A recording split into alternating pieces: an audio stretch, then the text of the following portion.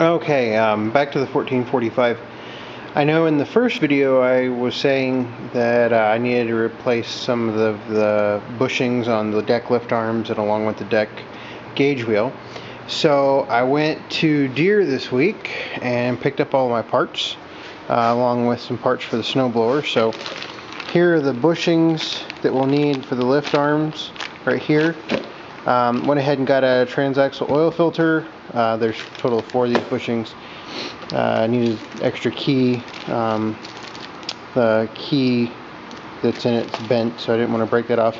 Along with, I got some snowblower skid plates. I got a new front rod for the wheels, for the gauge wheels up in front of the deck. Here's the gauge wheel kit for the side gauge wheel. This right here is the broken part of the snowblower. This is by far the most expensive part. So this piece right here is $230 some odd. And basically what happens is it's kind of an interesting design. This part right here will crack under a lot of stress. I'm just hoping, you see that keyway in there, I'm just hoping I don't have to replace the shaft that goes in that keyway. If I do, that's another $280 for that shaft. And then an oil filter. When I picked up the machine, part of the agreement of me buying it was they changed the oil. So the oil's been changed, so I won't need the oil filter for a little while. But I went ahead and picked one up.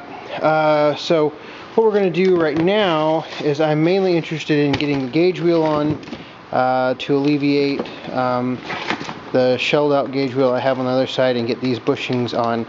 And then hopefully I can put it back in service. If I have enough time, I'll go ahead and replace this rod front to kind of show you what we're doing here.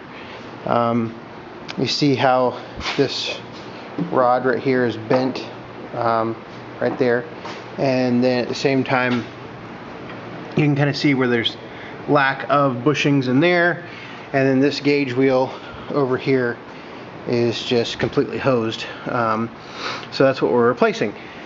So the first thing I need to do is I need to take off the deck. So to take off the deck, basically what we're going to do is we're going to let those pins go right there, and then the pins right there. I can point with my finger but not looking through the camera. So there's 2 pins that have to come out, and then we're also going to lift up the access hatch right here. Let me turn on my headlight right here, and we're going to undo the PTO shaft. And hopefully sometime soon I can give this thing a really good bath like it deserves. Pull these side panels off and stuff like that. But first, I'm going to go ahead and get the deck off. So I don't think I can do this with me holding the camera, but I'll try to show you what I've done when I come back after I have the deck pulled forward a little bit. Okay, now that the deck is removed, and first off, I'm going to have to apologize for the quality of this video. I picked up the wrong memory card, and it doesn't have a write capability fast enough for HD, so we're having to go a little lower quality. Anyway, so you can see right in here this gap. See how it moves? It's not supposed to move like that. Now hopefully it's not so wallowed out that I'm going to have trouble with this cast piece right here. Now this cast piece is $118 from Deere, which I mean honestly is not that bad considering the size of the piece of metal. And you can actually see on this side the bushings are completely gone on this side, and on this side you can actually see, if I can get my light in there, you can see the remnants of the bushings on there. So what I'm going to do is I'm going to pull those cotter pins out and pull the pins out, and then hopefully put the new bushings in, and then I'll show you what I've done. Okay, got one side done. I ended up needing to take the tire off, and then got the lift arm off, and I actually ended up removing this cylinder too. There's the new bushings in. There are the remains of one. That's all that I ended up with. So anyway, got the new bushings in. So I'll get this pin installed. This is a hardened steel pin, and I'm really actually happy that it's not worn, because I looked up the price of this and each one of these is like 32 or 36 bucks. So really glad I realized that there were some bushings there to begin with, versus just using it. Goes to show you that sometimes if you do your due diligence when you start shopping for stuff, you can it can be a benefit to you. Total each one of the bushings was like $5.20. So I have less than $25 in fixing both sides, because I needed 4 bushings. So I'll get this side installed again before the safety patrol get after me. Yes, I realize I only have a jack underneath this unit. One of the negatives of trying to fix this machine before I get the shop reorganized is the fact that I don't know where my jack stands are at. Hopefully I'll find one here in the next day or so. But anyway, yes, I realize that I need a jack stand to this thing, but I don't know where my jack stands are at, and I'm trying to do this at 1 o'clock in the morning, something like that. So anyway, I'll get this fixed and I'll come back and show you the finished product, and then we'll start working on the other side. Okay, got it all back together, and just to show you the difference with and without the bushing. So this is the side I've replaced. Notice it's nice and tight. This is the side that I still need to fix. That's a lot of play. Hopefully that cast piece is still good. We'll know here in just a little bit.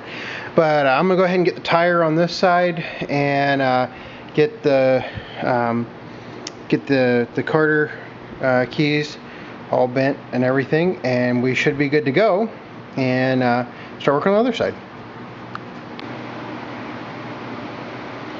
What an absolute world of difference. So I think in the last segment I was about to do this one. So much more stable now. And see, the problem is it was wallowing back and forth, and it would cause the deck to actually kind of flop back and forth. So the deck wasn't very steady, and sometimes you could end up with 2 or 3 inches of movement out front on the deck. So very glad I did that before it became a bigger problem. Have our nice new bushings installed now. Let me see if I can zoom in on them. There's our nice new bushings installed. Like I said, $5 and something cents per bushing makes a lot more sense than any major repair for the cast pieces or anything like that. So yeah, happy with that. So now what I'm going to do is I'm going to go ahead and grease the machine. I really would like to give this machine a complete clean, because you can see all the crap when I had the wheels off, all the crap that was buried up underneath there on the transaxle, and evidently I don't know how well you're going to see this. Somewhere down in there's a leak, or there was a leak, or potentially just overflow. So I'll have to investigate that. Also, I need to investigate this tube right here. I'm looking for my flashlight. Anyway, there's a breather tube right there. I don't know where looks like a line goes to it. I don't know what line that would be. So yeah, I went ahead and filled up, put 5 gallons of diesel fuel in it, so I got 3/4 of a tank. So I'm going to mow the yard tomorrow once I get everything greased. I still got to change that wheel there. That's fairly simple. So anyway, yeah, really happy with the repairs, and hopefully tomorrow I can get some video of it actually working and running. I don't think I've taken a video of it running yet. So anyway, I think that'll be it for this video. Thanks for watching.